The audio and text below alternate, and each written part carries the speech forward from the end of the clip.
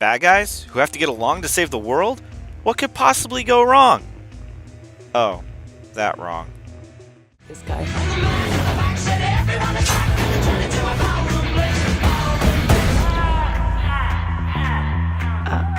Not good. Don't forget, we're the bad guys. Welcome to Why We Don't Like, the show where we look at a show, character, or film and examine why we don't like it. This show dives deep into the reasons exactly why we saw something and decided to regurgitate it out like Ipecac. Oh God! Why didn't anybody tell me? Oh my God! My insides are on fire! Today's episode is Suicide Squad. When the first trailer dropped, people were going crazy. The music, the tone, it all seemed to come together. Is this the real life? Let me out of here, Donald, please. Let me have you, Batman! Is this just fantasy? Come on! Caught in a landslide. No escape from reality. After all, DC wanted a group of ragtag villains forced to come together to solve a problem. The dark tone Zack Snyder established probably didn't work for Superman, but it would work for the Suicide Squad. And yet, when the movie was released, it was panned by both critics and audiences. Why? What made people hate it so much? Why did this movie end up being such a mess? Part 1. Story structure. One of the issues is the story structure. Humans have been telling stories since we learned how to scratch drawings on walls. Heck, Neanderthals knew how to make a good story, and all they had were rocks and simple motor skills. Over time, our culture has seen patterns in storytelling to come up with how a story needs to be constructed. Remember your English teacher teaching you about story structure? Introduction, rising action, climax, falling action, and resolution, all broken up into 3 acts. It should not take more than 5 minutes to construct where each one is in a film. And yet it takes way longer to piece the narrative together in Suicide Squad. Introductions are substituted for text and exposition. Then it's just a mishmash of action scenes with little tension leading up to a climax that hasn't even earned the name. It's like someone runs 3 miles a day and suddenly they're expected to compete in a 26.2 mile marathon race. They haven't earned that yet. It wasn't a traditional mountain structure, it was just a flat one. Part 2. Characters. The problem with the characters wasn't the number, because we have seen ensemble films work, such as Ocean's 11, Magnificent 7, and Guardians of the Galaxy. The problem is depth. They are surface level and they don't change. Characters need to change over the course of a story because that's how we become invested in them. For example, Susie hits people she likes, but instead of affection, she gets picked on.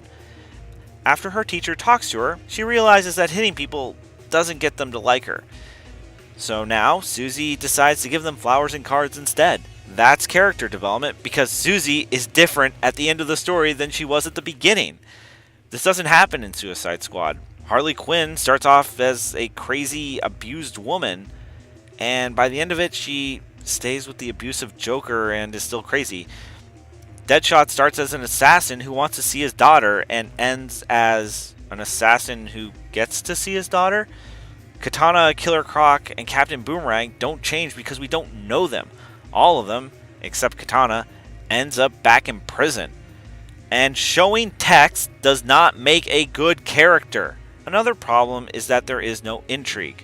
We know too much about Quinn and Deadshot at the beginning, and now there's no mystery to them. Or we know too little, like in the case of Katana. This is Katana. She's got my back. She can cut all you in half with one sword stroke, just like mowing the lawn. I would advise not getting killed by her. Her sword traps the souls of its victims. Again, saying one line does not count as developing a character. Oh yeah, too much exposition. Remember when your psychology professor said only 10% of communication is done through words? Well, this applies to film. Characters need to show us what's going on, and not text that tells us stuff or give too much backstory. Have there be acting moments. Allow us to figure out what is going on with these characters. El Diablo is the only exception. We didn't know everything about his backstory, so he was interesting. We relied on his acting to convey his emotions. His arc was that he needed to forgive himself in order to save his team. That's a compelling character, or at least some compelling traits. Much more than the rest of the squad. I'm pretty sure a paper bag would be more interesting than Rick Flag. Part 3.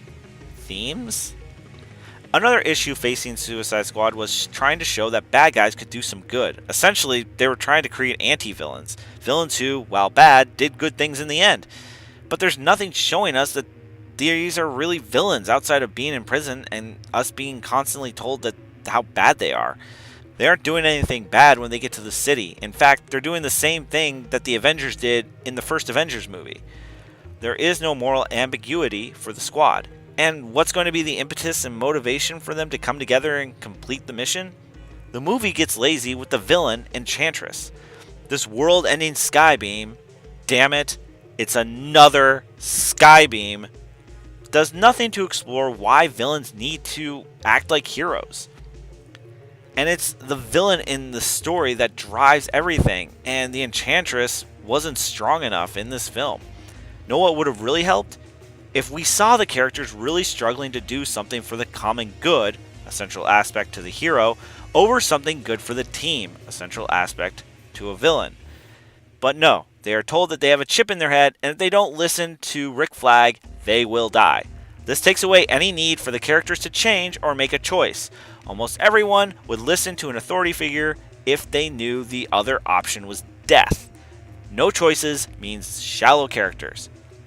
So the theme of villains doing good is much less intriguing because there's nothing to make a choice about, and they all end up being bland in the end because there isn't an intriguing motivational tool for them either. In conclusion, Suicide Squad failed to deliver what it promised.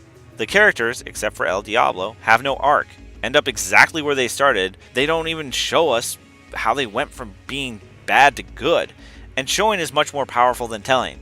Text does not count as character development, and this movie decides it needs to tell us everything.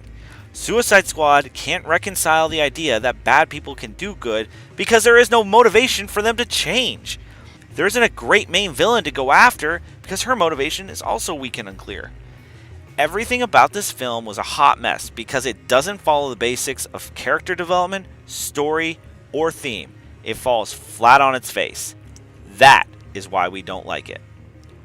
Thanks for watching. Be sure to hit the like button and subscribe for more videos.